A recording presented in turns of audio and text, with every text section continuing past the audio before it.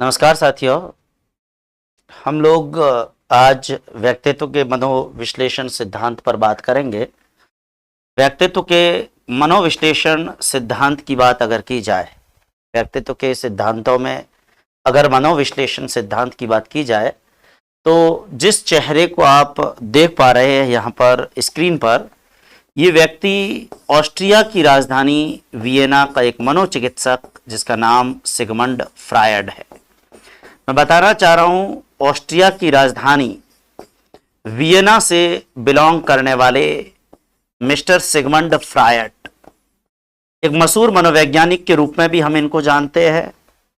एक ऐसा व्यक्ति जिसने मनोविज्ञान के मनोविश्लेषण संप्रदाय की नींव रखी। हम एक ऐसे व्यक्ति के रूप में भी इनको जानते हैं।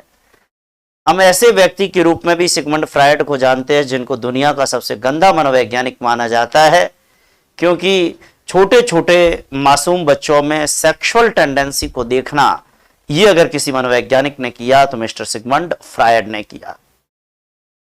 दुनिया को ये बताना कि जब लड़का पैदा होता है उसका स्नेह अपनी माँ के प्रति ज्यादा होता है, लड़की पैदा होती है उसका स्नेह अपने पिता के प्रति ज्यादा होता है, ये भी दुनिया को किसी ने बताया तो सिगमंड फ्रायड ने बताया। और दुनिया को छोटे छोटे मासूम शिशुओं के अंदर काम भावना के प्रति अगर लोगों का ध्यान आकर्षित किया तो मिस्टर सिगमंड फ्रायड ने किया। तमाम जो हमारे साइकोलॉजी के प्रकरण आएंगे, बहुत जगह विकास के अंदर, व्यक्तित्व के अंदर हम आमतौर पर सिगमंड फ्रायड की चर्चा करते ही है।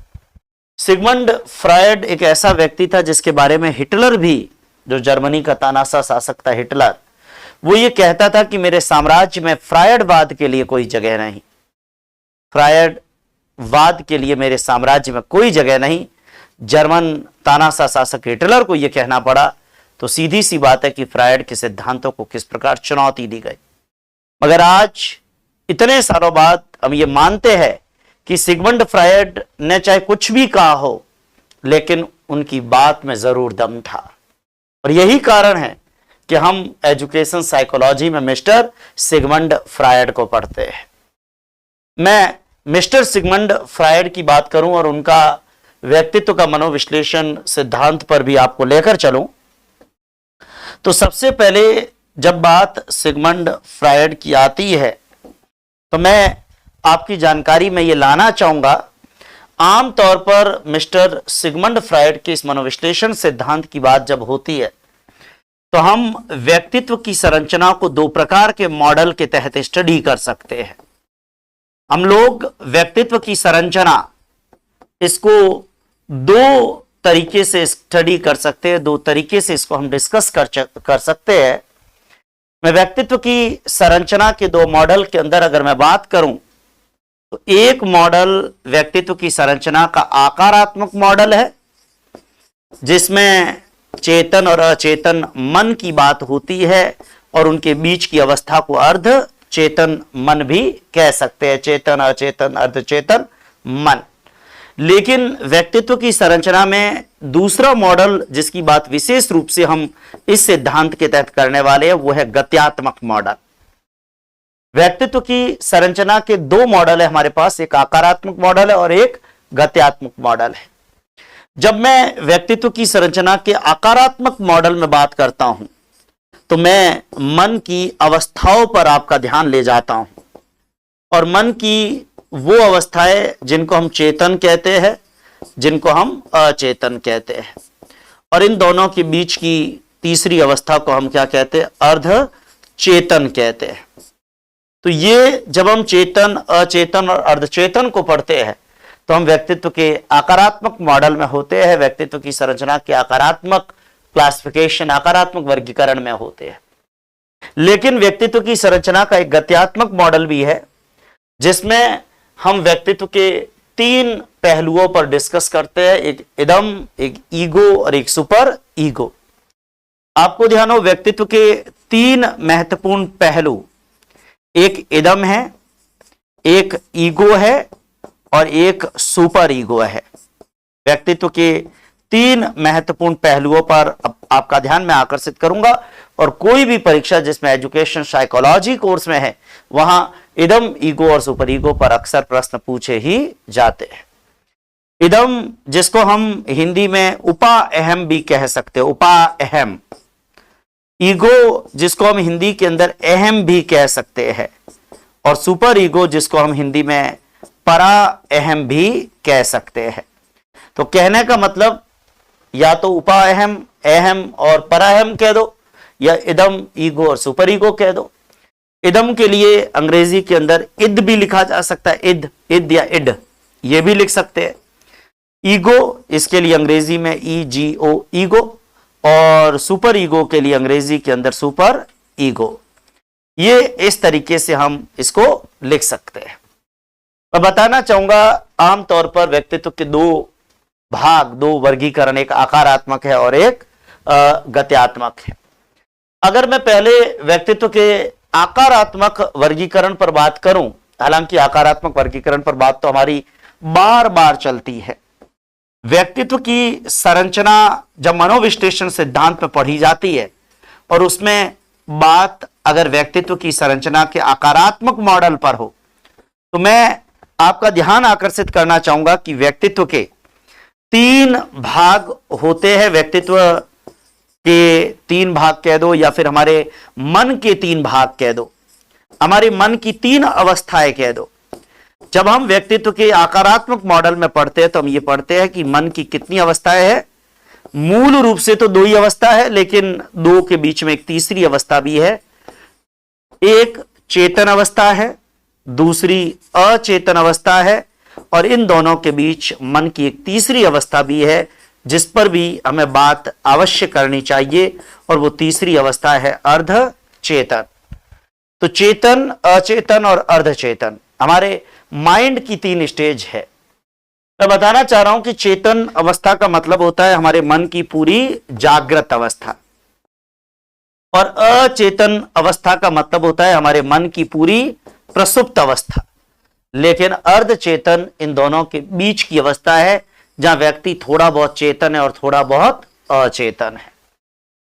आपको ध्यान हो, हमारा जो माइंड है ना, ये माइंड कॉन्शियस कम, चेतन कम। चेतन तो बिल्कुल कम होता है, अचेतन बहुत ज्यादा होता है। जैसे मैं आपको अर्धचेतन पर तो चलो चेतन और अचेतन के बीच की बात है, लेकिन अगर हम दो चीजों पर बात करें, चेतन और अचेतन पर, क्योंकि इन दोनों का अंतर समझ में आएगा, तो इन दोनों के बीच का स्टेज अपने क्या हो जाएगा, अर्धचेतन हो जाएगा। कोई बड़ी बात ही नहीं है। लेकिन मैं एक सीधा उदाहरण लेता हूं। सपोज अगर मैं आपको पूछता हूं कि आज सुबह या शाम को या आज दोपहर को, मतलब अब से कुछ घंटे पहले आपने क्या खाना खाया, आप बता देंगे कि आपने क्या खाना खाया। 99% लोग बता देंगे कि 4 घंटे पहले आपने कुछ खाया है क्या, तो आपको याद है कि 4 घंटे पहले आपने क्या खाया।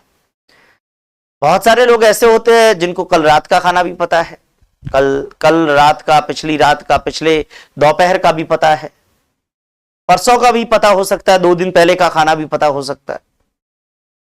लेकिन क्या आपको यह पूछा जाए कि आज मान लो जो भी तारीख है, आज से ठीक 1 महीने पहले आपने क्या खाना खाया, कितनों को याद होगा? मुझे नहीं लगता कि अगर आज से ठीक 1 महीने पहले कोई विशेष ओकेजन में मैं गया या किसी शादी समारोह में गया तो अलग बात है, तो रेयर बात है, क्योंकि वो तो एक ओकेजन है और ओकेजन तो स्मृतियों में होते हैं, कैमरे में कैद होते हैं, वो याद रह भी जाए।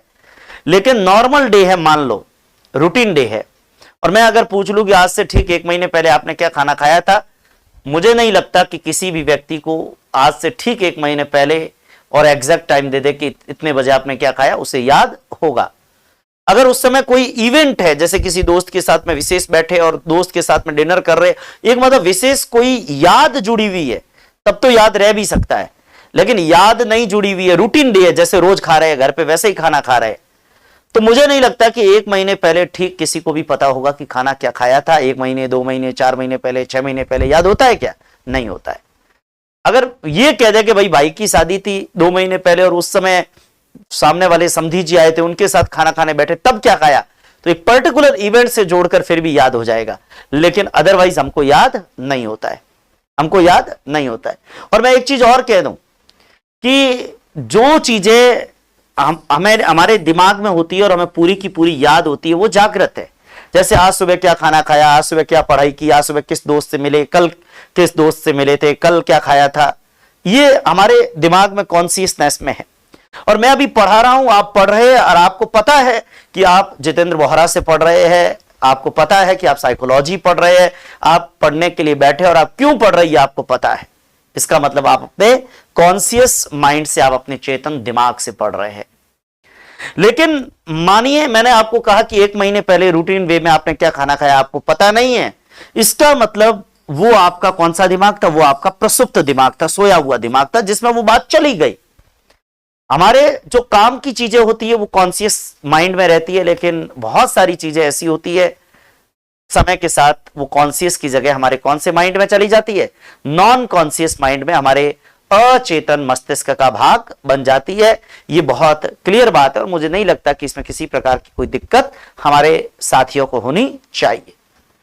मैं एक बात आपसे और शेयर कर रहा हूं, जैसे मैंने कहा कि 2 महीने पहले भाई की शादी थी और सामने वाले समधी जी आए थे, उनके साथ खाना खाने बैठे, उसमें क्या क्या खाया, तो आपने देखा होगा वो एक इवेंट है, तो चीजें याद तो रहेगी, लेकिन उसमें भी सारी चीजें याद नहीं होती, कुछ चीजें भूल जाते हैं, कुछ चीजें दिमाग पे जोर डालते तब याद आती है। तो कुछ चीजें याद है और कुछ चीजें याद नहीं है, इसका मतलब वो इवेंट कैसा हो गया, अर्धचेतन। वो कौन सा मन हो गया, वो अर्धचेतन मन हो गया, जब कुछ चीजें कॉन्शियस है, कुछ चीजें नॉन कॉन्शियस। एक उदाहरण और देता हूं चेतन और अचेतन मन को समझने के लिए। अर्धचेतन तो बीच की अवस्था है। देखो सुबह 4 बजे सपना देखते, कुछ चीजें याद होती है, कुछ चीजें याद नहीं होती, भूल जाते हैं, मतलब कुछ चीजें चेतन रहती है, कुछ चीजें अचेतन रहती है, तो वो अर्धचेतन है। अर्धचेतन में कुछ चीजें याद रहेगी, कुछ चीजें याद नहीं रहेगी। लेकिन हम लोग जब स्टडी करते हैं और माइंड को पढ़ते हैं तो हम डिस्कस केवल 2 पर करते हैं, एक चेतन पर और एक अचेतन पर, क्योंकि ये तो दोनों का मिडिल पार्ट है, जहां कुछ कॉन्शियस होगा, कुछ नॉन कॉन्शियस होगा। जैसे एक एग्जांपल आपको और देता हूं, मान लो आपके पिताजी, आप टीवी देख रहे हो और आपका ध्यान टीवी में इतना खोया हुआ, आपके पिताजी आए और आपको कहा कि ये गाड़ी की चाबी संभाल के रख दो, मैं अभी कहीं बाहर जा रहा हूं, शाम को आऊं तब गाड़ी की चाबी दे देना, ठीक है, और तेरे काम हो तो गाड़ी ले जाना। अब मैं टीवी में इतना खोया हुआ था कि मैं गाड़ी की चाबी मैंने संभाल के रखी तो सही, लेकिन मैं भूल गया कि मैंने गाड़ी की चाबी कहां रखी।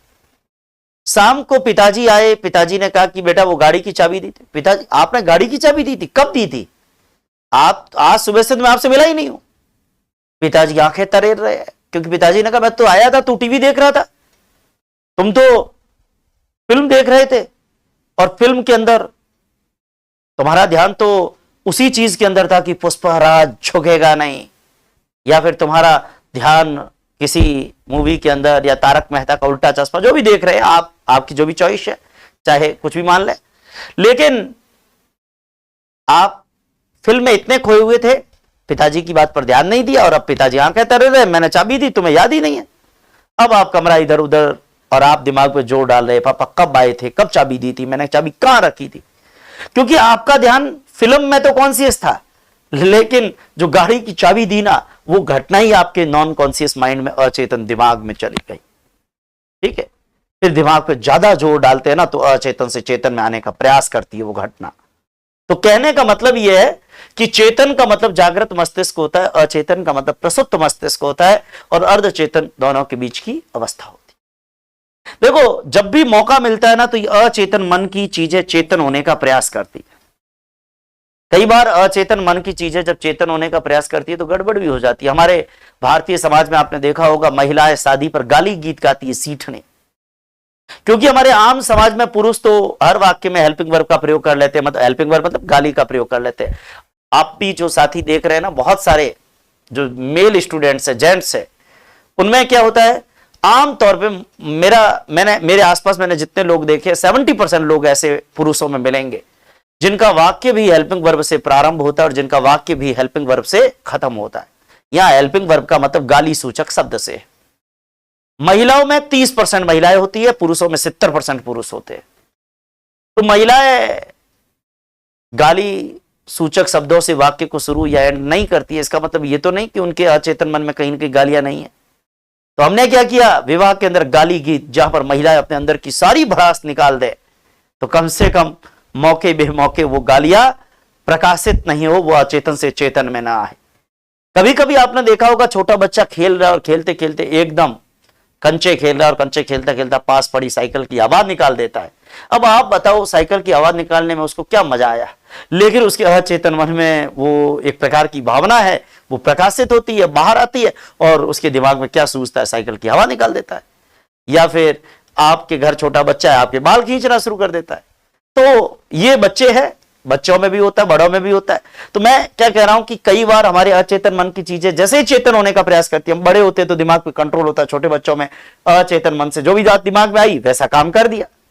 तो अचेतन मन और चेतन मन, अचेतन का मतलब है प्रसुप्त दिमाग, सोया हुआ दिमाग, और चेतन का मतलब है जागृत दिमाग।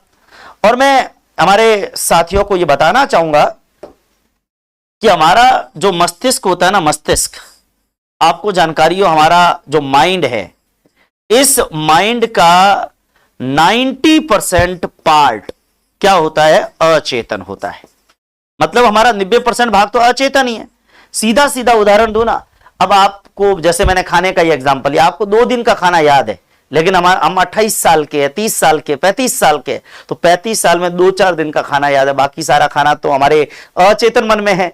तो कहने का मतलब ये कि हमारे मन का 90% भाग क्या होता है, नॉन कॉन्शियस, और हमारे मन का केवल 10% भाग ही कॉन्शियस होता है, चेतन होता है। तो 90% भाग का ये, या 9/10 भाग का ये, और अचेतन को 10% कहिए या 1/10 कहिए।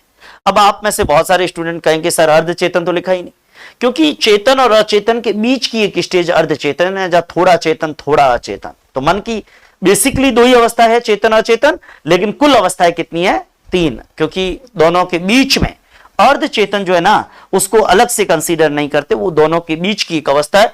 हां, अगर यूं पूछ ले कि मन की कुल कितनी अवस्था है, तो मन की कुल अवस्था है तो आप चाहे तो 3 मान सकते हैं, चेतन, अचेतन, अर्धचेतन।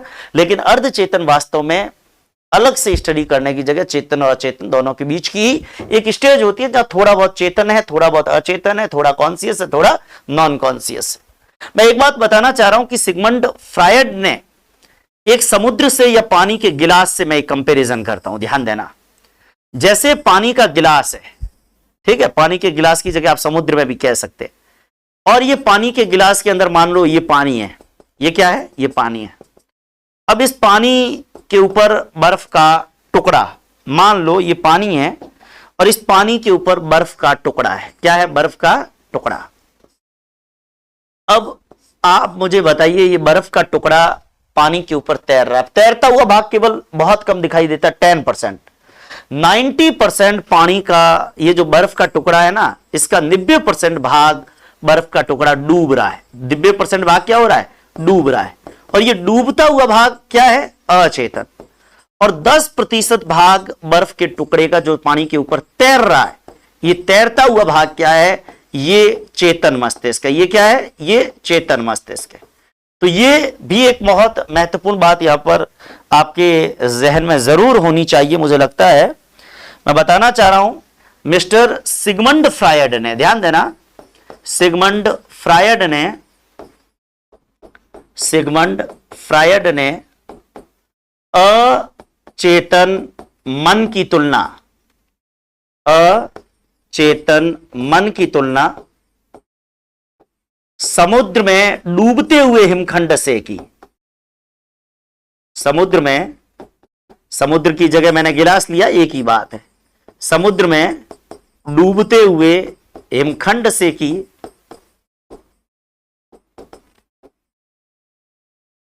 जबकि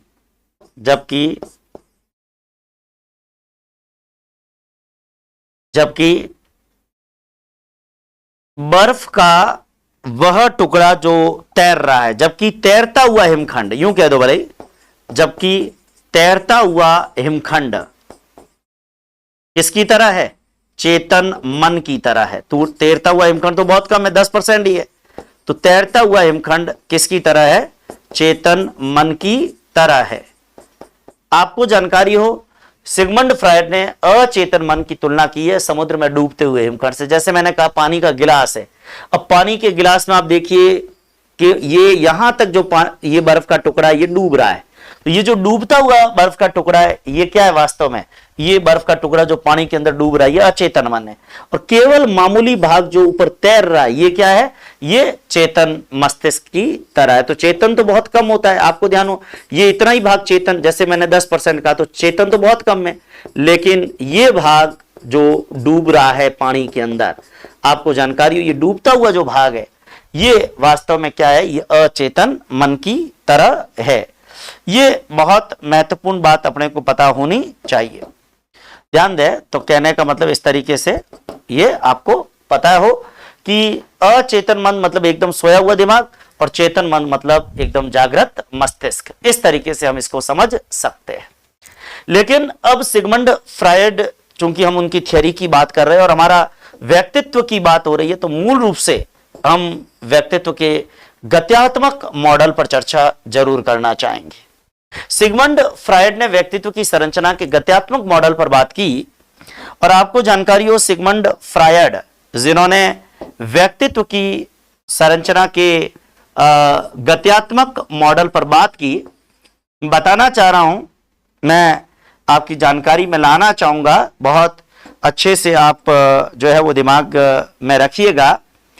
व्यक्तित्व की संरचना के गत्यात्मक मॉडल की अगर बात की जाए, तो उसमें व्यक्तित्व को 3 पहलुओं के द्वारा समझाया गया है। और व्यक्तित्व के वो 3 पहलू कौन से हैं? व्यक्तित्व के वो 3 पहलू है इदम, ईगो और सुपर ईगो।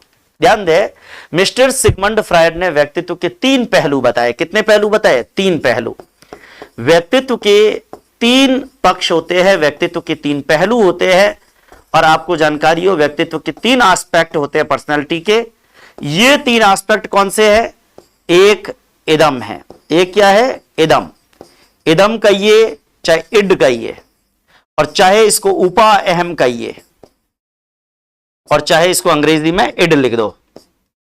उसके बाद में आपको जानकारी हो, दूसरा है ईगो कह दो, या जिसको हम अहम कह दो, और अंग्रेजी के अंदर भी इसको ईगो लिख सकते हैं।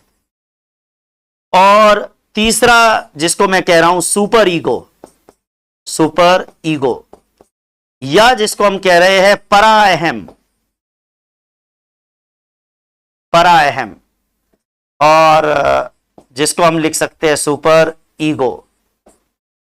बहुत महत्वपूर्ण बात ध्यान दें, व्यक्तित्व के 3 पहलू है, इदम, ईगो और सुपर ईगो। बहुत क्लियर और बहुत अच्छे से समझ में आ जाएगा। मैं एक एग्जांपल दे रहा हूं, और मुझे लगता है वो एग्जांपल अगर आपको समझ में आया, तो आपको इद, ईगो और सुपर ईगो तीनों चीजें समझ में आएगी। मैं एक एग्जांपल देता हूं, जैसे मान लो छोटा बच्चा है, बच्चे का एग्जांपल दे रहा हूं इद, ईगो और सुपर ईगो को समझाने के लिए। मैं जैसे एक एग्जांपल देता हूं, बहुत ही छोटा एग्जांपल है, लेकिन बहुत ही गूढ़ एग्जांपल है। एक बच्चा है, और उस बच्चे को विद्यालय के अंदर पड़ोसी बच्चे की ज्योमेट्री पसंद आती है। मान लो 3री-4थी का बच्चा है, और उसको पड़ोसी बच्चे की ज्योमेट्री पसंद आती है, और वो उस ज्योमेट्री को अपने बैग में डाल देता है, मतलब चोरी कर देता है। अब आप एक चीज सोचिए कि वो बच्चा जब ज्योमेट्री को चुराता है, तब उसके मन में कोई विचार नहीं कि प्रिंसिपल साहब के पास शिकायत जाएगी, बैग चेक होगा, घर पे मेरे माँ बाप से कंप्लेन हो गई, माँ बाप मारेंगे, बेइज्जती होगी, पाप पुण्य, कोई विचार नहीं। मुझे चीज अच्छी लग रही है, मतलब मुझे ये चीज चाहिए, मतलब चाहिए, और किसी हालत में चाहिए। ये होता है इदम। इदम की प्रवृत्ति बिल्कुल पशु प्रवृत्ति होती है, ढोरों की प्रवृत्ति होती है। आज कोई ढोर किसी के बैठी ठोकता है, मतलब ढोर किसी के सींग मारता है, क्या वो ढोर विचार करता है कि सींग सामने वाले के लगेगा? नहीं। जब ढोर किसी के सींग मारते समय, पशु किसी के सींग मारते समय, अगर वो ये विचार नहीं करता कि सींग से सामने वाले के लग जाएगी, इसका मतलब उसको मतलब केवल किससे? खुद की खुशी से है। वो पशु किसी के सींग मारेगा, भैंटी मारेगा, तो सामने जिसके भैंटी लगेगी वो तो हॉस्पिटलाइज होने की नौबत भी आ सकती है, मर भी सकता है। लेकिन क्या ढोर के मन में कोई विचार होता है कि सामने वाले की भैंटी मारूंगा, सामने वाला मर जाएगा? नहीं होता है। तो सामने वाले के मतलब ढोरों की प्रवृत्ति का मतलब ही क्या, पशुओं की प्रवृत्ति का मतलब ही क्या है? जहां आपको खुद की खुशी चाहिए, आपको दूसरे से कोई सरोकार नहीं। आपको ध्यान हो, दुनिया के अंदर जितने यौन अपराध होते हैं, जितनी बलात्कार की घटनाएं होती है, जितनी काम वासनाओं की पूर्ति होती है, उसमें आमतौर पर यह इदम का नेचर हावी होता है। आपको ध्यान हो, यौन अपराधों के अंदर जितने भी सेक्सुअल ऑफेंसेस होते हैं, सेक्सुअल क्राइम होते हैं, उसमें आमतौर पर जो अपराधी होता है वो अपनी कुछ पल की खुशी के लिए दूसरे की पूरी जिंदगी को तबाह कर देता है। क्यों? क्योंकि उस समय वो ये विचार नहीं करता कि सामने वाले की जिंदगी पे क्या प्रभाव पड़ेगा।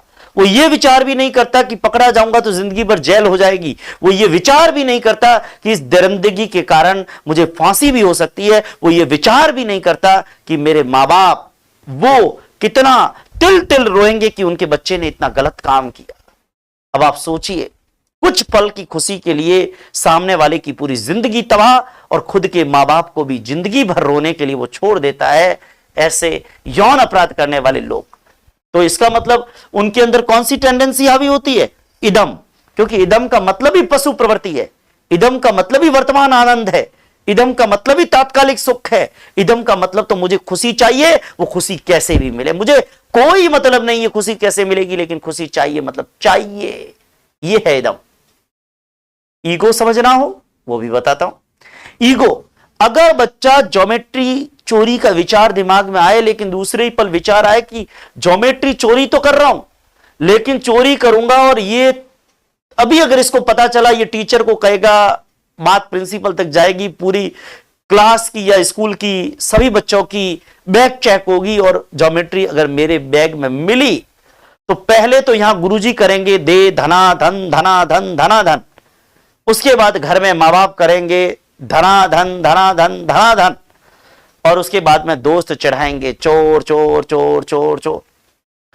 अगर यह विचार दिमाग में आता है कि इसका परिणाम क्या होगा, हो सकता है मुझे स्कूल से ही निकाल दे, हो सकता है पिताजी मुझे आज तो मां घर जाने पे खाना ही नहीं दे, हो सकता है मुझे गुरुजी पूरा दिन मुर्गा बना के रखे।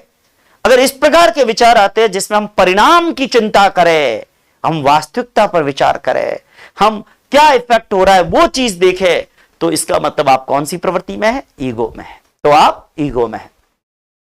सुपर ईगो या परायम का मतलब, देखो एक बात, इदम में तात्कालिक सुख और पशु प्रवृत्ति की बात होती है। इदम के अंदर क्या होता है? तात्कालिक सुख चाहिए किसी भी तरीके से, और पशु प्रवृत्ति होती है इदम। इदम एक तरीके से मैं कहूंगा ये ढोरों वाला नेचर है, जहां आपको खुशी चाहिए वो खुशी किसी भी तरीके से मिले। लेकिन ईगो के अंदर आप वास्तविक परिणाम पर विचार करते हैं कि भाई मैं जो काम कर रहा हूं इससे क्या असर होने वाला है। जब आप वास्तविक परिणाम पर विचार करें तो आप ईगो में हैं।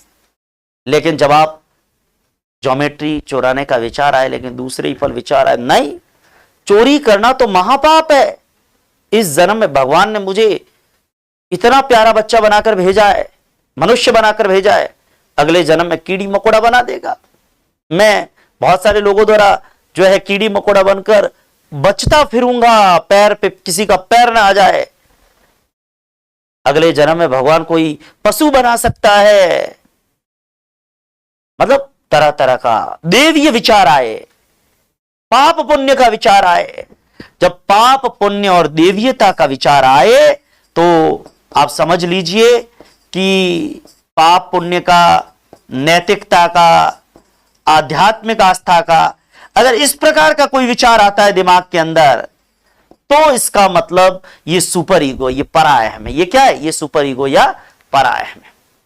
आपको जानकारी हो, इदम, ईगो और सुपर ईगो, व्यक्तित्व के कितने पहलू बताए गए? व्यक्तित्व के 3 पहलू विशेष रूप से बताए गए हैं, इदम, ईगो और सुपर ईगो। मैं एक एक करके, मैं एक एग्जांपल अभी आपको और दूंगा। मैंने एक एग्जांपल तो दिया कि भाई ज्योमेट्री चुरा रहा है, एक तो ये कि मैं चोरी करनी है, ये इदम है, चाहे होगा वो देखा जाएगा। ईगो विचार करे कि ज्योमेट्री की चोरी पकड़ी गई तो धनाई होगी, मारेंगे, स्कूल से निकालेंगे, पिताजी भी मारेंगे, खाना भी नहीं मिलेगा शाम का, ये ईगो है। और अगर ये विचार आए कि चोरी करना महापाप है, भगवान कभी माफ नहीं करेगा, इस दुनिया में ईमानदार होना चाहिए, चोर नहीं होना चाहिए, आदर्श की बात, मूल्य की बात, तो फिर सुपर ईगो है। मैं एक एक करके इन तीनों टेंडेंसी पे बात करो। अभी और एग्जाम्पल भी आपको दूंगा, चिंता ना करें, ठीक है ना। सबसे पहले जैसे उदाहरण के तौर पर मैं इदम की बात करूं, इदम यानी इड, और आप इसे इदम या इड भी कह सकते हो, और इसे आप क्या कह सकते हैं, उपाअहम भी कह सकते हैं, इसे उपाअहम भी कह सकते हैं। आप इसे इदम कह दीजिए, आप इसे इड कह दीजिए, आप इसे उपाअहम कह दीजिए, कुछ भी कह दीजिए। और अगर मैं इद की बात करूं, मैं इड की बात करूं, मैं उपाअहम की बात करूं, तो सबसे पहले तो आपको जानकारी होनी चाहिए कि ये जो इद है, आपको ध्यान हो, ये इद, ये तत्काल सुख, वर्तमान आनंद का सिद्धांत, अभी की अभी मुझे खुशी चाहिए, वो खुशी कैसे भी मिले मुझे चाहिए, मतलब चाहिए, ये भाव आना चाहिए। ये भाव आए कि मुझे, आपको जानकारी हो, इदम का मतलब एकदम पशु प्रवृत्ति। मैं पशु प्रवृत्ति क्यों कह रहा हूं, क्योंकि पशु को खुशी चाहिए, सुख चाहिए, और पशु को अगर सामने वाले को बैठी मारने में खुशी मिल रही है तो वो ये विचार नहीं करेगा कि सामने वाले की चोट लग जाएगी, वो तो बैठी मारेगा। तो यहां जो पशु प्रवृत्ति होती है वो आमतौर पर इदम के अंदर हम देखते हैं। आपको जानकारी हो, ये इदम की जो प्रवृत्ति होती है ना, इसमें वर्तमान आनंद के सिद्धांत में विश्वास है। इस इदम का, इदम वर्तमान आनंद के सिद्धांत में विश्वास करता है। वर्तमान आनंद, प्रेजेंट प्लीजर, मुझे अभी खुशी कैसे मिल सकती है, अभी मेरी इच्छा कैसे पूरी हो सकती है, अभी मुझे सामने 1000 रुपए दिख रहे, मुझे चाहिए, मतलब चाहिए। सामने जैसे उदाहरण के तौर पर चोर जैसे चैन छीनने वाले होते हैं, सामने एक महिला के चैन पहनी हुई है गले में, अब वो, उसको पता है भरे बाजार में चैन चाहिए, मतलब चाहिए, लूंगा और दौड़ूंगा, होगा जो देखा जाएगा, मतलब वो परिणाम पर चिंता नहीं करते, उनको तो चाहिए मतलब चाहिए। वर्तमान आनंद का सिद्धांत, आपको जानकारी हो, मैं कह सकता हूं तात्कालिक सुखी, तात्कालिक खुशी चाहिए, तात्कालिक सुख चाहिए। वो तात्कालिक खुशी उनको जिस चीज से मिलेगी वो उन्हें हर हालत में चाहिए, इसलिए ये इदम की प्रवृत्ति है। इदम की प्रवृत्ति को हम कह सकते हैं सुखेच्छा, सुख की इच्छा। आपको ध्यान हो, इदम की प्रवृत्ति जिसके पास में होती है उसको क्या होती है, सुखेच्छा होती है, उसको सुख चाहिए, उसको दुख नहीं, उसको तो अभी का अभी सुख चाहिए। लेकिन यह बात अलग है कि सुख की चाहत में जिंदगी भर के लिए दुख मिल जाता है, कई बार वो एक अलग मैटर है, लेकिन सुखेच्छा का मतलब सुख की चाहत ये होती है। आपको ध्यान हो, इदम का मतलब यही है कि मुझे किसी भी तरीके से खुशी चाहिए। मैं आपको यहां पर बताना चाह रहा हूं कि इदम को आमतौर पर हम अचेतन मन का स्वामी भी कह सकते हैं। इदम को हम अचेतन मन का स्वामी भी कह सकते हैं। अचेतन मन का स्वामी क्यों, क्योंकि हमारे अचेतन मन में जो दबी हुई इच्छा है, जो छुपी हुई इच्छा है, वो पूरी होना चाहती है, वो इच्छा अपनी संतुष्टि चाहती है। जैसे मान लो बलात्कार करने वाला व्यक्ति है, उसके अचेतन मन में कहीं ना कहीं काम की इच्छा, सेक्सुअल जो फीलिंग है वो उसके दिमाग में छिपी हुई है, और जैसे ही उसे मौका मिलता है और वो काम की भावना एकदम आउट हो जाती है, और उस व्यक्ति को यह विचार भी नहीं आता कि इस घटना से सामने वाली लड़की का, सामने वाली औरत की पूरी जिंदगी खराब हो जाएगी, वो किसी को मुंह नहीं दिखा पाएगी, या फिर ये देखो, हालांकि वो उस लड़की का कसूर नहीं है, लेकिन हम जिस समाज में रहते हैं उस समाज में यौन अपराध से पीड़ित अगर कोई महिला है तो उसको लोग तरह तरह के ताने मारते हैं।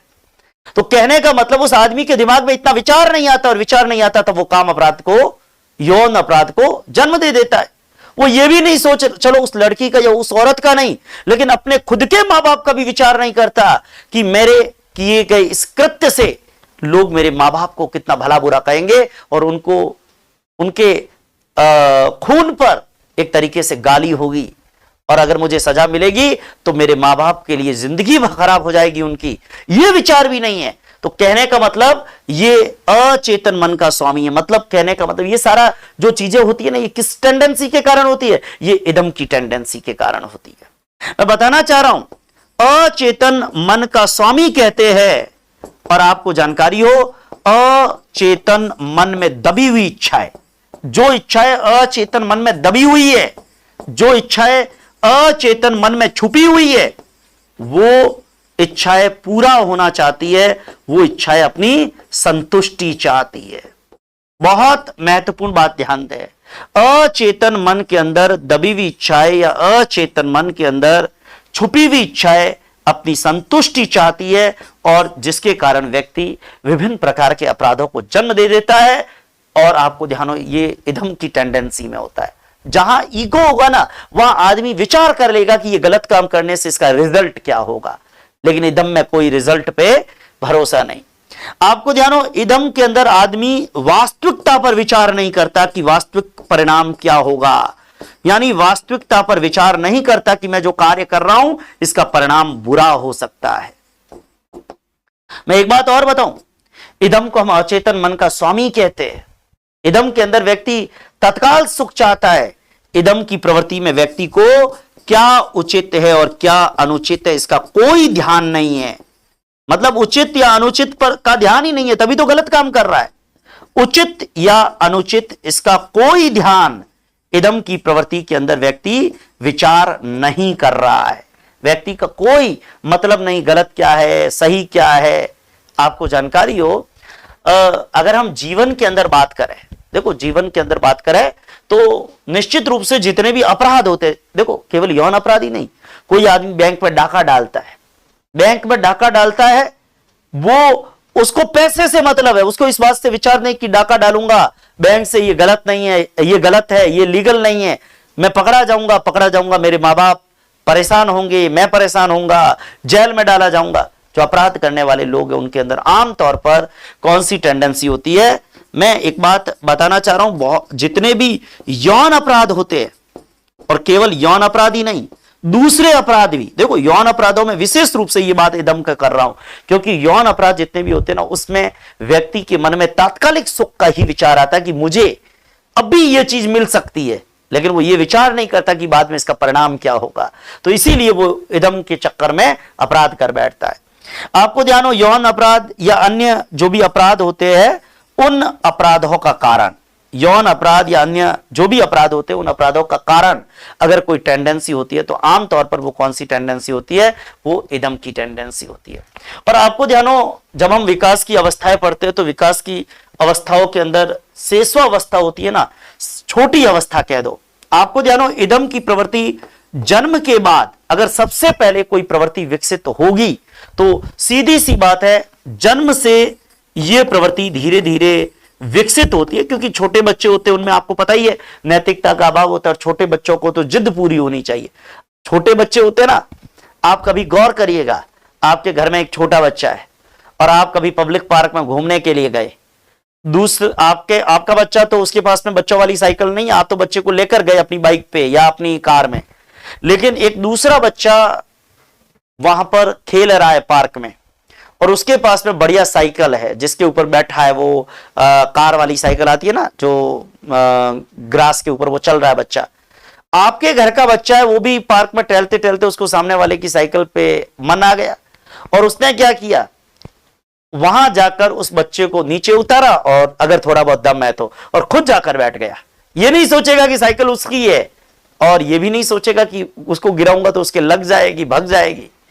छोटे बच्चे आमतौर पे, इसीलिए छोटे बच्चों का ध्यान रखना पड़ता है क्योंकि उनको खुद की खुशी चाहिए होती है। छोटे बच्चों में आमतौर पे मैं आपको बताना चाहूंगा, जन्म से प्रवृत्ति लिख दो या ये लिख दो कि व्यक्ति के जीवन के अंदर सर्वप्रथम अगर कोई प्रवृत्ति विकसित होती है तो वो कौन सी प्रवृत्ति विकसित होती है, वो इदम की प्रवृत्ति विकसित होती है। शिशुओं के अंदर आपको ध्यान हो, इन्फेंट कंडीशन में, शिशुओं में कह दो या शेषावस्था में कह दो, शेषावस्था के अंदर आमतौर पर कौन सी प्रवृत्ति का बाहुल्य होता है, शेषावस्था के अंदर इदम प्रवृत्ति का बाहुल्य देखने को मिलता है। ठीक है, इदम प्रवृत्ति ही आपको जो है वो मुख्य रूप से देखने को मिलेगी। मैं ये कह सकता हूं कि शेषावस्था के अंदर जब आप विचार करेंगे तो शेषावस्था, क्योंकि छोटे बच्चे होते हैं ना, उनमें नैतिकता नाम की कोई चीज होती नहीं और छोटे बच्चों को तो एक ही चीज से मतलब होता है, छोटे बच्चों को तो खुद की खुशी चाहिए होती है। और छोटे बच्चे जो होते हैं ना, आमतौर पर नौनिहाल शिशु, उनको बस मुझे कैसे मिल सकता है साइकिल।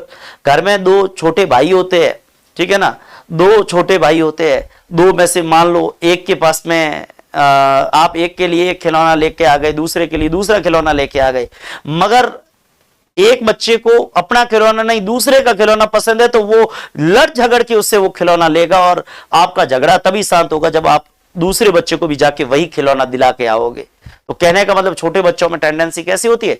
इदम की टेंडेंसी होती है। और आपको ध्यान हो, आमतौर पर जैसे मैं ये कहूं कि खाओ पियो मौज करो, वो वाला जो नेचर है वो इदम का नेचर है, इसमें वास्तविकता पर कोई विचार नहीं है। खाओ पियो मौज करो वाली टेंडेंसी भी हम इसके अंदर इदम के अंदर मान सकते हैं। ठीक है, इस प्रकार की टेंडेंसी होती है और सबसे पहले जन्म के बाद में ये प्रवृत्ति जो है वो विकसित होती है। आमतौर पर जितने भी अपराध है वो अपराधों का कारण भी जो टेंडेंसी होती है वो कौन सी टेंडेंसी होती है? वो इदम की टेंडेंसी होती है। ये पशु प्रवृत्ति है, इसमें वर्तमान आनंद पर भरोसा होता है, इसमें अचेतन मन के अंदर छुपी हुई इच्छा अपनी क्या चाहती है? संतुष्टि चाहती है। तो मैं ये बताना चाह रहा हूं कि आमतौर पर इस प्रकार की टेंडेंसी को हम क्या कहेंगे? इस प्रकार की टेंडेंसी को हम कहेंगे इदम की टेंडेंसी। इसको हम क्या कहेंगे? इदम की टेंडेंसी। आपको ध्यान हो, जैसे उदाहरण के तौर पर एक टेंडेंसी, जैसे हमने इदम की बात की है, वैसे ही मैं आपको बताना चाह रहा हूं एक और प्रवृत्ति है जिसको हम कहेंगे ईगो। जिसको हम क्या कहेंगे? ईगो। आप इसे ईगो कह सकते हैं, आप इसे अहम कह सकते हैं, और आप जानकारी हो ईगो कहिए चाहे इसे अहम कहिए। आपको मैं बताना चाह रहा हूं कि जैसे जैसे जन्म के बाद सबसे पहले तो इदम की प्रवृत्ति होती है, लेकिन इदम के बाद में फिर बाल्यावस्था के आते आते हमारे को ईगो की प्रवृत्ति भी बच्चों में देखने को मिल सकती है। ईगो की प्रवृत्ति भी देखने को मिल सकती है। मैं बताना चाहूंगा कि ईगो की प्रवृत्ति में, जैसे मैंने कहा, बच्चा ज्योमेट्री सामने वाले एक बच्चे को दूसरे बच्चे की ज्योमेट्री अच्छी तो लग रही है, चोरी का विचार भी आया दिमाग में, लेकिन दूसरे पल विचार आया कि चोरी करूंगा, गुरुजी को पता चलेगा, प्रिंसिपल साहब तक बात जाएगी, पूरी स्कूल की बैग चेक होगी, मेरी बैग के अंदर ज्योमेट्री मिलेगी तो मेरे को यहां पे धुनाई होगी, फिर घर पे धुनाई होगी, शाम का खाना नहीं मिलेगा, दोस्त भी चिढ़ाएंगे। ये वास्तविकता पर जब विचार आता है तो इसका मतलब ये कौन सी टेंडेंसी है? ये ईगो है। ध्यान देना, ईगो वास्तविकता सिद्धांत में विश्वास है। इदम में वर्तमान आनंद था, लेकिन यहां वास्तविकता के सिद्धांत में विश्वास है। यहां फेथ हमारा, यहां बिलीफ हमारा क्या है कि इसका वास्तविक परिणाम क्या होगा, वो हम विचार आमतौर पर करते हैं। मैं ये कह सकता हूं कि इसके अंदर हम क्या करेंगे, इसमें हम लोग परिणाम की चिंता करते हैं कि जो कार्य हम कर रहे हैं उस कार्य का परिणाम क्या होगा, उस कार्य के परिणाम की चिंता हम लोग इस टेंडेंसी में, इस ईगो की टेंडेंसी के अंदर करते हैं। मैं बताना चाहूंगा कि ईगो का मतलब है हकीकत पर विचार, वास्तविकता पर विचार। और मेरा मत या फिर मनोवैज्ञानिकों का मत कहूं तो यही है कि इदम बिल्कुल खराब है, तो सुपर ईगो है ना, जिसमें हम नैतिकता, देवीयता, परमात्मा, पाप, पुण्य, वो भी प्रैक्टिकल नहीं है। इस दुनिया में सबसे मजबूत चीज क्या है? वो है ईगो। आपको ध्यान हो, नियम विरुद्ध क्रियाएं जितनी भी हो रही है उनको रोकने की क्रियात्मक इकाई ईगो है। जैसे कोई व्यक्ति चोरी करता है लेकिन विचार आता है चोरी करते ही सजा होगी, मतलब नियम के विरुद्ध कोई भी क्रिया है उसको रोकने की क्रियात्मक इकाई हम किसको मान सकते हैं? ईगो को मान सकते हैं। तो कानून सम्मत जो बात होगी ना, नियम की बात जब भी होगी तो आप समझ लीजिए कि वहां ईगो की बात हो रही है। नियम विरुद्ध क्रियाओं को रोकने की क्रियात्मक इकाई अगर किसी को माना जाए तो हम इसको ईगो को मान सकते हैं। देखो, यहां पर नियमों में, कानून, नियम, इन चीजों पर भरोसा करना है। आपको जानकारी हो, हम लोग इदम को अचेतन मन का स्वामी कहते हैं, लेकिन व्यक्तित्व का चेतन या विचारशील भाग अगर कोई है, यानी व्यक्तित्व का अगर कोई भाग जिसको हम चेतन भाग कह सकते हैं, जिसको हम व्यक्तित्व का विचारशील भाग कह सकते हैं, तो हम व्यक्तित्व का विचारशील भाग या चेतन भाग किसे कहेंगे? हम ईगो को कहेंगे। या बिल्कुल व्यक्ति जागृत अवस्था में विचार करता है। जैसे मैंने कहा, यौन अपराध इदम के कारण होते हैं, लेकिन अगर ईगो दिमाग में आ जाए तो यौन अपराध होगा ही नहीं। क्यों? क्योंकि तुरंत विचार आएगा कि यौन अपराध की सजा भयंकर होती है, मां बाप भी जिंदगी भर परेशान होंगे और सामने वाली लड़की या उसकी औरत की जिंदगी भी खराब होगी। और यह विचार आया, यौन अपराध नहीं होगा। तो ईगो नियम विरुद्ध क्रियाओं को रोकने की क्रियात्मक इकाई है। मैं बताना चाह रहा हूं, चेतन या विचारशील भाग भी हम इसको कह सकते हैं। और जब ईगो की बात करते हैं, इसका मतलब आपके मन की चेतना सक्रिय है, आप बुद्धि से काम लेते हैं, आप तर्क संगत बात करते हैं, तर्कना से बात करते हैं, आपको जानकारी, आपका विवेक, मतलब विवेक है, बुद्धि है, तर्कना है, ये सारे घटक ईगो प्रवृत्ति के विकास के अंदर प्रभावी होते हैं। ईगो का मतलब है वास्तविकता में विचार करो। विचार करने का काम कौन करेगा? दिमाग करेगा। तो दिमाग करेगा।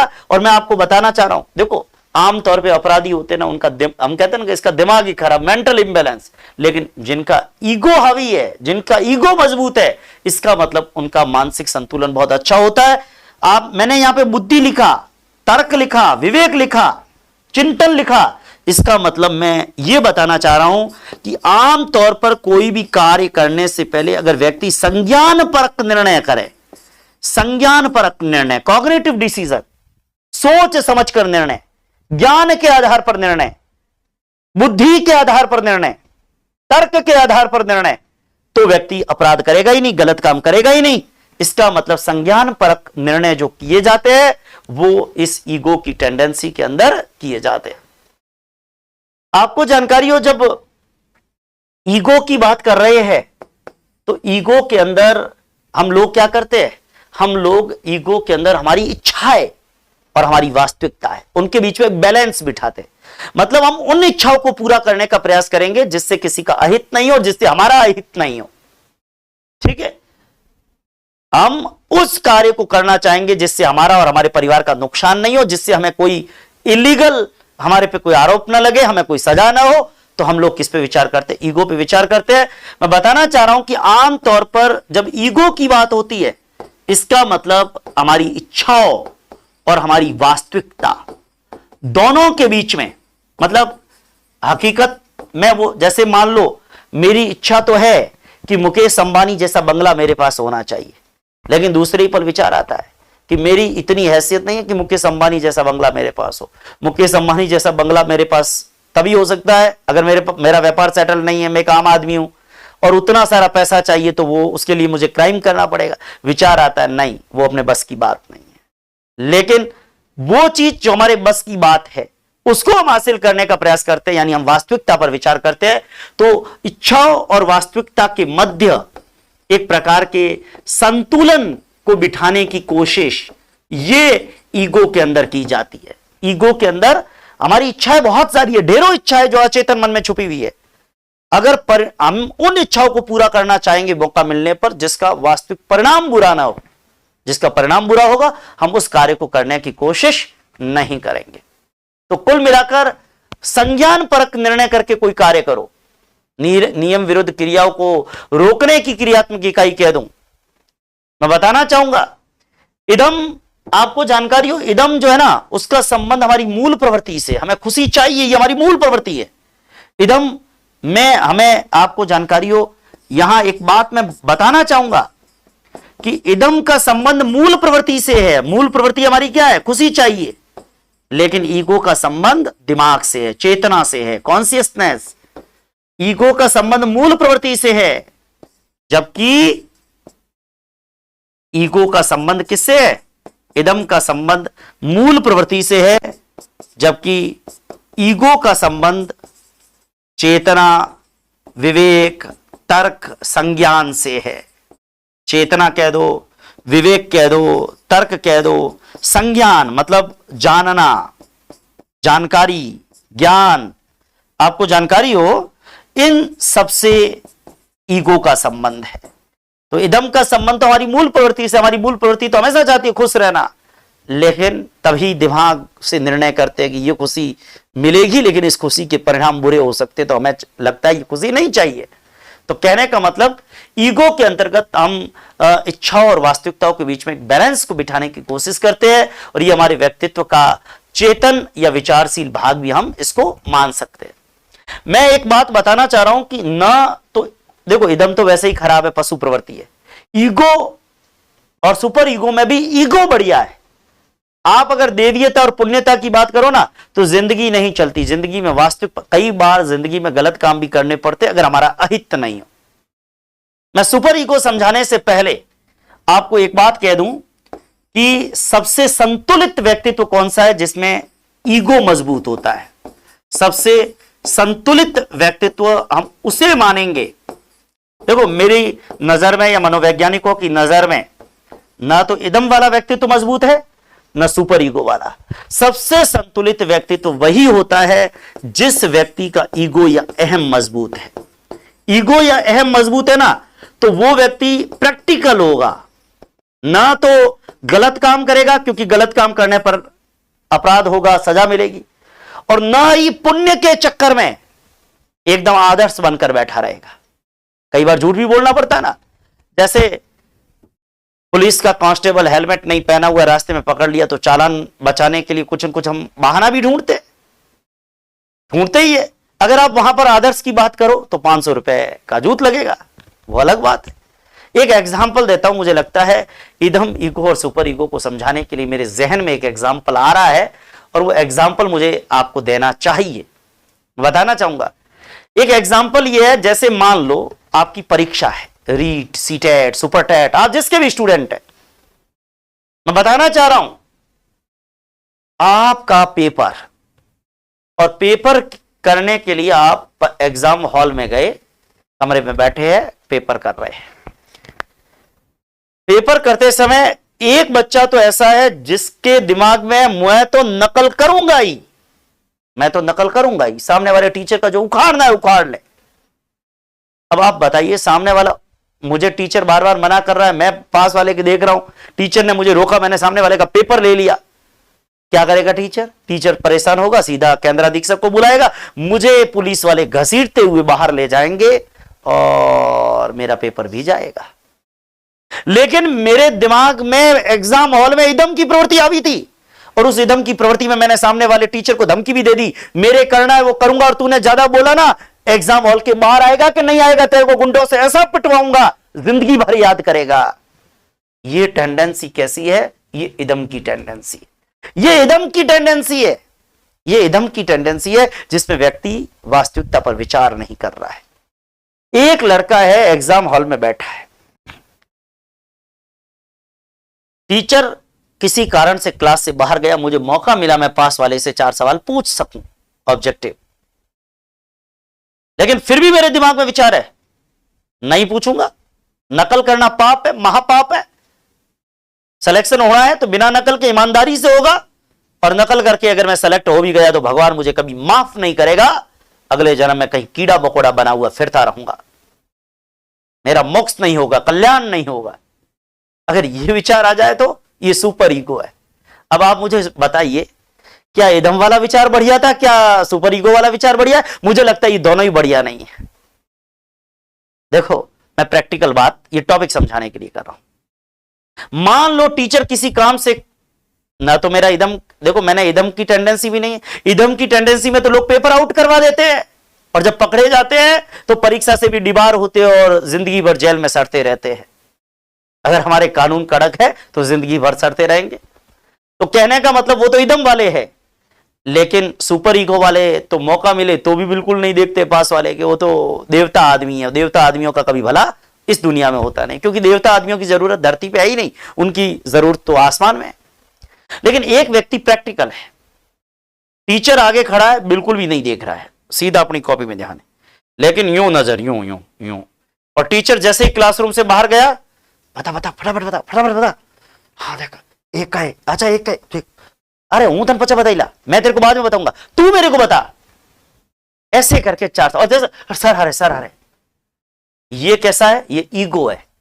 मतलब टीचर बैठा था तब तक मैंने नकल की कोशिश नहीं की, क्योंकि मुझे पता है माहौल बिगड़ेगा, लेकिन टीचर बाहर गया, मौका मिला, मुझे लगता है, और नकल में लाया नहीं हूं क्योंकि नकल लाऊंगा तो पकड़ा जाऊंगा तो भी गड़बड़ है, और पेपर आउट करना वो तो बिल्कुल ही दम में है, क्योंकि उसमें तो कभी भी पकड़े जा सकते हो, पर मौका मिला, मैंने फायदा उठा लिया। ये ईगो है, क्योंकि मैं यहां पर आदर्श भी नहीं हूं, लेकिन मैं पशु भी नहीं हूं।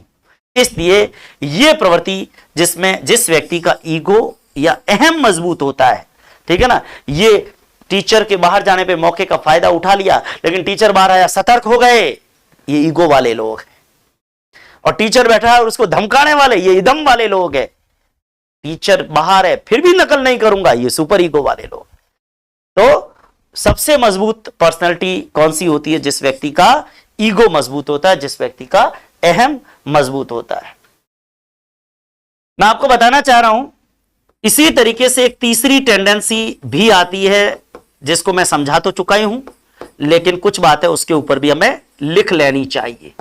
सुपर ईगो और सुपर ईगो या जिसको हम कहते हैं परा अहम, सुपर ईगो या जिसको हम क्या कहते हैं परा अहम। मैं बताना चाह रहा हूं इस सुपर ईगो के संदर्भ में, सुपर ईगो का मतलब बिल्कुल नैतिकता। ध्यान दें, सुपर ईगो का मतलब बिल्कुल नैतिकता, बिल्कुल आदर्शवाद, मूल्य। जैसे टीचर क्लास में है ही नहीं, फिर भी मैं तो एक भी सवाल नहीं पूछूंगा, कोई मेरे को पूछ रहा तो भी कहता हूं नहीं नहीं, नकल करना महापाप है। आपको ध्यान हो, ऐसे व्यक्ति देवीय शक्तियों पर भरोसा करते हैं। ऐसे व्यक्ति जिनके लिए, जिनका अध्यात्म इतना हाई है कि उनको बिल्कुल भी गलत काम पसंद नहीं है, तो देवीय शक्ति में विश्वास करने वाले लोग। देवीय शक्ति में वैसे तो सारे ही विश्वास करते, पर इनकी देवीय शक्ति कुछ ज्यादा ही होती है। और आपको ध्यान हो, जब मैंने आदर्शवाद की बात की है, इसका मतलब आदर्श या मूल्य, जो हमेशा क्या कहते हैं, यह करो यह ना करो, सत्य बोलो, ईमानदार बनो, चोरी ना करो, गलत काम ना करो, ये जो आदर्श की बात है ना, यह करो यह ना करो, ये कौन सी टेंडेंसी की मूल भावना है? तो ये सुपर ईगो की मूल भावना है कि यह करो यह ना करो, यह करना चाहिए और यह नहीं करना चाहिए, सत्य बोलो, झूठ कभी मत बोलो, हिंसा कभी मत करो, चोरी कभी मत करो, दूसरों का सहयोग सदैव करो। ये आदर्श की बातें सारी इस सुपर ईगो में आती है। और इसीलिए हम सुपर ईगो को नैतिक मन का द्योतक मान सकते हैं। इसे हम किसका द्योतक मान सकते हैं? सुपर ईगो को नैतिक मन का द्योतक माना जा सकता है। आपको जानकारी हो, नैतिकता, आदर्शवाद, देवी शक्ति, ये करो ये ना करो, ये सारी बातें जो होती है ना, ये सुपर ईगो के अंदर होती है। और मुझे लगता है इदम और सुपर ईगो की तुलना में बेस्ट एंड प्रैक्टिकल जो चीज है वो अपने आप में, आपको जानकारी हो, वो सुपर ईगो की बात होती है। आपको मैं एक चीज और यहां पर मनोविश्लेषण बात सिद्धांत की बात कर रहा हूं, और मैं बात मिस्टर सिगमंड फ्रायड की बात कर रहा हूं। तो इदम ईगो और सुपर ईगो तो अब आपको समझ में आया होगा। इदम का मतलब एकदम ढोरों वाली प्रवृत्ति, पशु प्रवृत्ति। ईगो का मतलब वास्तविकता, और सुपर ईगो का मतलब आदर्शवाद, नैतिकता, देवीयता, ये करो ये ना करो, ये करना चाहिए ये नहीं करना चाहिए, ये वाली बात है। लेकिन बात सिगमंड फ्रायड की मनोविश्लेषणवाद की हो रही है, तो मैं मनोविश्लेषणवाद में व्यक्तित्व की गतिकी के अंदर, आपको जानकारी हो, हम मनोविश्लेषण सिद्धांत पढ़ रहे हैं, हम सिगमंड फ्रायड का मनोविश्लेषणवाद पढ़ रहे हैं। और इसमें अगर व्यक्तित्व की जो गत्यात्मक मॉडल पढ़े या व्यक्तित्व की गतिकी की बात करें, तो मैं यहां पर व्यक्तित्व की गतिकी के अंतर्गत या व्यक्तित्व के इस, जैसे अभी अपने गत्यात्मक मॉडल पढ़ा ना, इदम ईगो सुपर ईगो, हम इसके तहत ही व्यक्ति की दो प्रकार की मूल प्रवृत्तियों की बात भी करना चाहेंगे, जिसकी तरफ मिस्टर सिगमंड फ्रायड ने हमारा ध्यान आकर्षित किया। दो प्रकार की मूल प्रवृत्तियां जो है मिस्टर सिगमंड फ्रायड ने बताई। एक होती है इरोज और एक होती है थैनाटोस। आपको ध्यान हो, एक मूल प्रवृत्ति है जिसे कहते हैं इरोज, और दूसरी मूल प्रवृत्ति है जिसको कहते हैं थैनाटोस। इरोज क्या है? इरोज वास्तव में जीविशा है, जीविशा। आपको जानकारी हो, इरोज मतलब जीविशा, जीवनदायी प्रवृत्ति, जीवनदायी प्रवृत्ति, विकास की ओर बढ़ना, जीवनदायी प्रवृत्ति कह दो, विकास की, हालांकि ये जो है ना इरोज और थैनाटोस, इस पर विकास का चैप्टर के जो लेक्चर है उस पर विस्तृत बात है, लेकिन यहां पर केवल जानकारी के लिए, क्योंकि मैंने बात की है ना, इसीलिए आपको साथ में बता देता हूं। इरोज या जिजीविसा या इसको हम कह सकते हैं सृजन की प्रवृत्ति, निर्माण की प्रवृत्ति आप कह दो, ठीक है ना, जो समाज के हित की तरफ हमें ले जाता है, ये हम लोग इसको कह सकते हैं इरोज की प्रवृत्ति। इसको हम क्या कह सकते हैं? इरोज की प्रवृत्ति। और आपको जानकारी हो, दूसरी जो प्रवृत्ति है थैनाटोस, इसको हम कह सकते हैं मृत्युदायी प्रवृत्ति। ये क्या है? ये मृत्युदायी प्रवृत्ति है, विनाश की प्रवृत्ति है। एक व्यक्ति के व्यक्तित्व में दोनों प्रकार की मूल प्रवृत्तियां होती है, वो विकास की तरफ भी ले जाती है, उसमें एक वो प्रवृत्ति होती है जो उसको पतन की तरफ भी ले जाती है। जिजीविषा की प्रवृत्ति होती है जो उसे आगे की ओर ले जाती है। मुमूर्षा की प्रवृत्ति जो होती है वो उसे, आपको जानकारी हो, मुमूर्षा की जो प्रवृत्ति है, मृत्युदायी जो प्रवृत्ति है, मैं बताना चाहूंगा, मुमूर्षा की जो प्रवृत्ति है, मृत्युदायी जो प्रवृत्ति है, वो उसे कहां ले जाती है? वो उसे विध्वंस की ओर ले जाती है, वो उसे विध्वंस की ओर, विनाश की ओर ले जाती है। विनाश या विध्वंस की ओर, पतन की ओर ले जाने वाली प्रवृत्ति हमारे व्यक्तित्व का जो भाग है, जो मूल प्रवृत्ति है, वो कौन सी प्रवृत्ति है? वो थैनाटोस है। तो दो प्रकार की मूल प्रवृत्तियों की तरफ भी मिस्टर सिगमंड फ्रायड ने हमारा ध्यान आकर्षित किया। लेकिन मैं एक चीज बता दूं, सिगमंड फ्रायड का इरोज और थैनाटोस है, इस पर हम विस्तृत चर्चा हमारे कौन से लेक्चर में? विकास के चैप्टर के अंदर। यहां केवल मैंने दो बातें जरूर कर ली है कि इरोज और थैनाटोस मूल प्रवृत्तियों की तरफ ध्यान आकर्षित किया। और इसके अलावा जब विकास का चैप्टर पढ़ेंगे तो आपको मैं वहां पर लिबिडो पर भी ले जाऊंगा। लिबिडो भी सिगमंड फ्रायड ने एक शब्द यूज किया था, लिबिडो का मतलब है काम भावना। देखो, लिबिडो भी हमारे व्यक्तित्व की मूलभूत विशेषता है। लिबिडो भी हमारे व्यक्तित्व की मूलभूत विशेषता है। जब हम विकास का चैप्टर पढ़ते हैं ना, तो विकास के चैप्टर के अंदर जब हम शैशवावस्था पढ़ते हैं, बाल्यावस्था पढ़ते हैं, किशोरावस्था पढ़ते हैं, तो किशोरावस्था में हम कहते हैं किशोरावस्था के अंदर काम भावना पाई जाती है। शैशवावस्था में भी काम भावना होती है, बाल्यावस्था में काम भावना प्रसुप्त हो जाती है। तो वो जो काम भावना है उसको लिबिडो कहते हैं। और शैशवावस्था में आमतौर पर बच्चे का खुद के प्रति जो प्रेम होता है, या किशोरावस्था में भी ये नार्सिसिज्म पाया जाता है। आपने देखा होगा किशोरावस्था में लड़के आमतौर पर जैसे बाइक से उतरेगा, बाइक का कांच देखेगा, अच्छा दिख रहा हूं कि नहीं दिख रहा हूं, क्यों?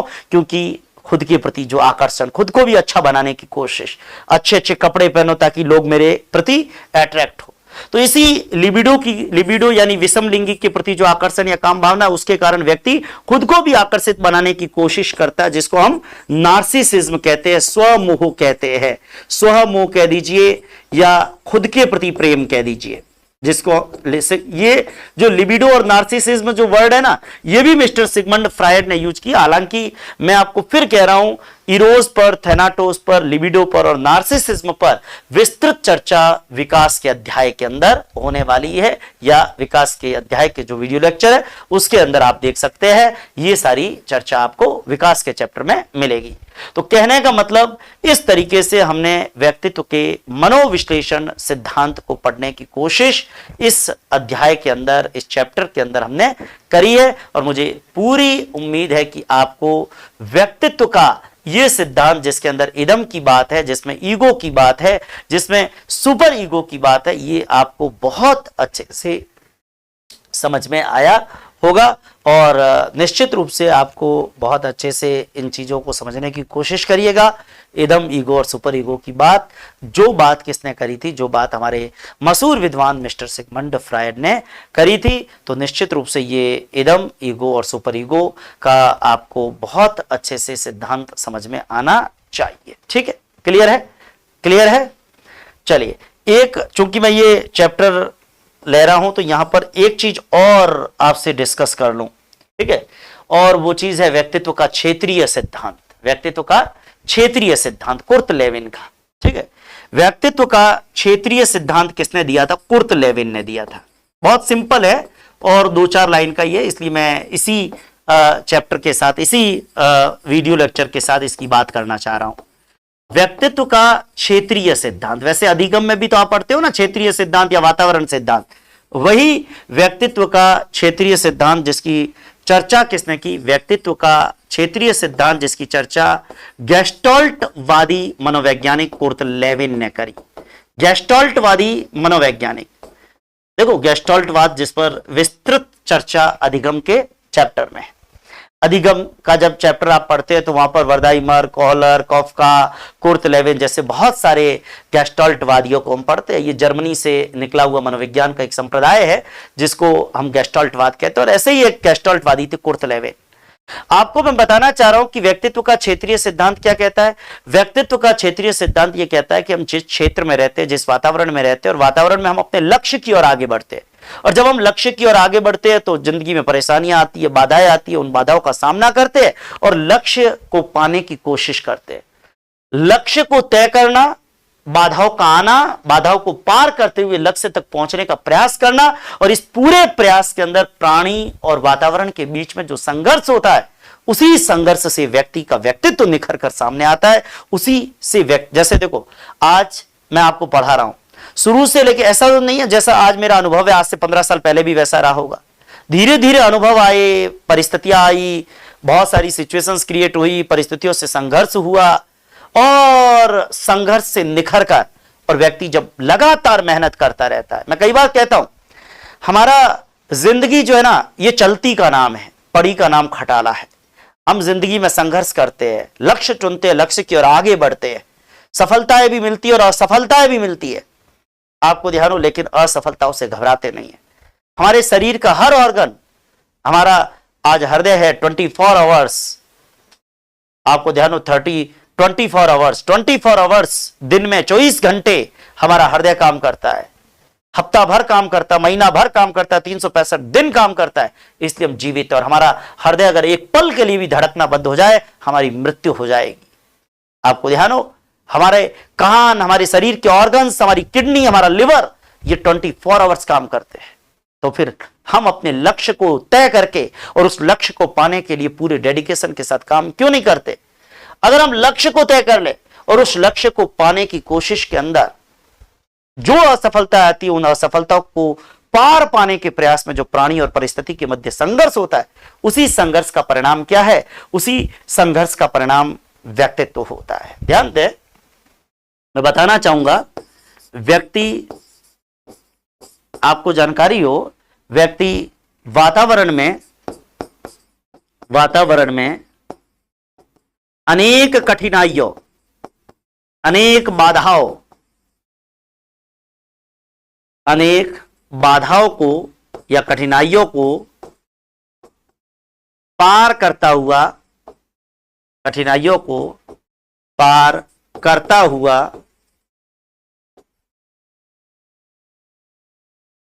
अपने लक्ष्य को पाने का प्रयास करता है, अपने लक्ष्य को पाने का प्रयास करता है।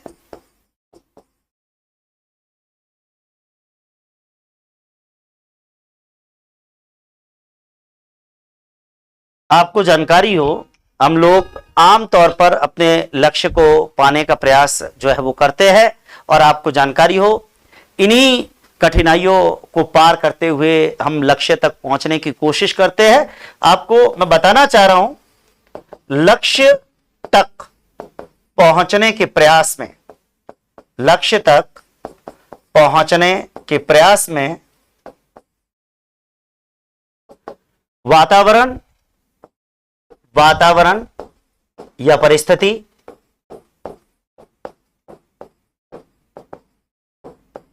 आपको जानकारी हो, लक्ष्य तक पहुंचने के प्रयास में वातावरण या परिस्थिति के साथ प्राणी का जो संघर्ष होता है, परिस्थिति के साथ प्राणी का जो संघर्ष होता है,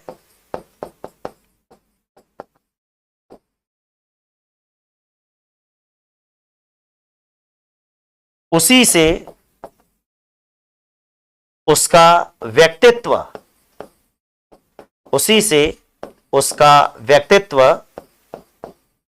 विकसित होता है, उसी से उसका व्यक्तित्व विकसित होता है। देखो, जो आदमी कठिनाइयों को पार करते करते धीरे धीरे उसमें सेल्फ कॉन्फिडेंस आ जाता है, साहस आ जाता है, जुझारूपन आ जाता है, जज्बा आ जाता है, तो ये सारी चीजें हमारे व्यक्तित्व का भाग बनती है ना। तो ये मैं कहना चाह रहा हूं, कुर्ट लेविन ने कहा है कि हम लक्ष्य तो पाने की कोशिश में वातावरण में जो जो कठिनाइयां आती हैं उन कठिनाइयों को पार करते जाते हैं, आगे बढ़ते जाते हैं, हौसला रखते हैं, हम धीरे धीरे प्रयास करते और प्रयास करते करते वातावरण में बहुत सारे सर्कमस्टांसेस आते हैं जिनसे लड़ते हैं, जूझते हैं, और तब एक व्यक्तित्व हमारा विकसित हो जाता है। आपको ध्यान हो, इसी संघर्ष का परिणाम क्या है, हमारी पर्सनैलिटी है। और यह चर्चा गेस्टाल्टवादी मनोवैज्ञानिक मिस्टर कुर्ट लेविन ने करी। आपको जानकारी हो, कुर्ट लेविन ने वातावरण को प्राणी के व्यवहार की व्याख्या के लिए एक प्रभावी उत्पादक प्रेरणा के रूप में स्वीकार किया, और उन्होंने वातावरण के अंदर आने वाली चुनौतियों से व्यक्ति का व्यक्तित्व निखरता है, इस पर सबका ध्यान जो है वो आकर्षित किया। तो ये व्यक्तित्व का मनोविश्लेषण सिद्धांत और व्यक्तित्व का क्षेत्रीय सिद्धांत, जिन दोनों सिद्धांतों पर आज के लेक्चर में बात हुई है। उम्मीद करता हूं आज का लेक्चर बहुत अच्छे से आपको समझ में आया होगा। धन्यवाद। जय हिंद। वंदे मातरम।